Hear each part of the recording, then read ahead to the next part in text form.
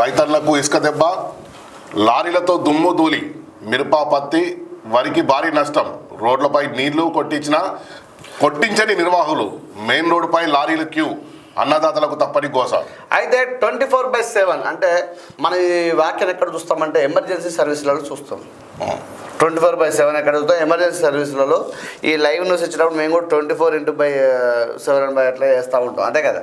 అయితే ఇక్కడ మాలాగానే వాళ్ళు కూడా చాలా ఆతృతతోని ఆనందంతో గొప్పగా ఆలోచించి ఈ లారీల యొక్క ఏది ఇసుక తరలింపు ఉందో ఈ 24 గంటలు అనునిత్యం కొడతామని చెప్పి వారు ప్రిపేర్ అయ్యి చేయడం వల్ల ఇక్కడ ఉన్న రైతులకు ఇబ్బంది అయితే ఒక వార్తకథం వచ్చింది. అయితే గోదావరి నదిలో ప్రభుత్వం ఏర్పాటు చేసిన ఇసుక క్వారీలు రైతులకు శాపంగా మారాయి.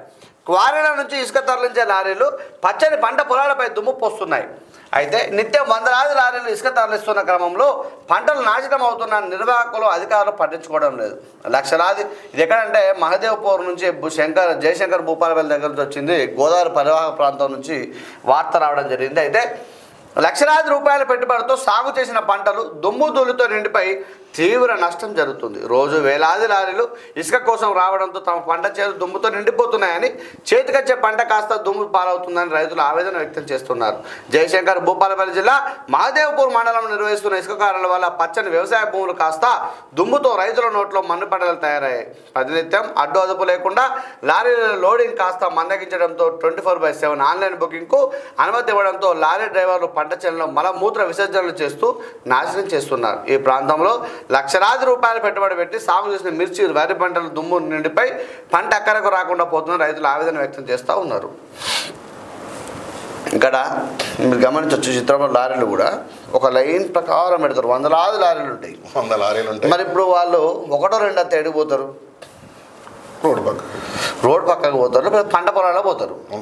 మంచి గుబురుగా చెట్టు నిండుగా ఉంటుంది కాబట్టి అలా పోతారు. పోవడం వల్ల ఏమైందంటే అక్కడ ఉన్న పంట అంటే 24 గంటలు అయితే రైతు కాపలు ఉండడు కదా పంట పొలాలలో, మీరు గమనించవచ్చు, అంతే కదా. పొద్దున్న నీళ్ళు పెట్టేటప్పుడు లేకపోతే పొద్దున్న దాకా ఉంటాడు, రాత్రి అంతా ఉంటారు కదా.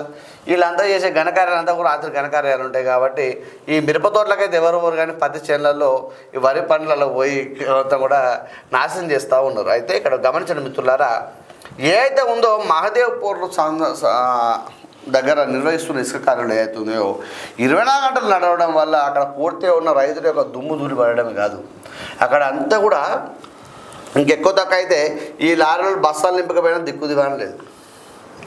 అంటే మిర్చి కానీ ఏదైనా అంతే పత్తి ఎత్తుకపోకపోదు కానీ ఈ మిర్చి గిర్చి ఎత్తుకపోయినా దిక్కు దిగాని లేదు. ఇంటి మనం ఎత్తుకపోయినా చెప్పలేదు కదా. ఆ రైతులందరూ కూడా నష్టపోతారు.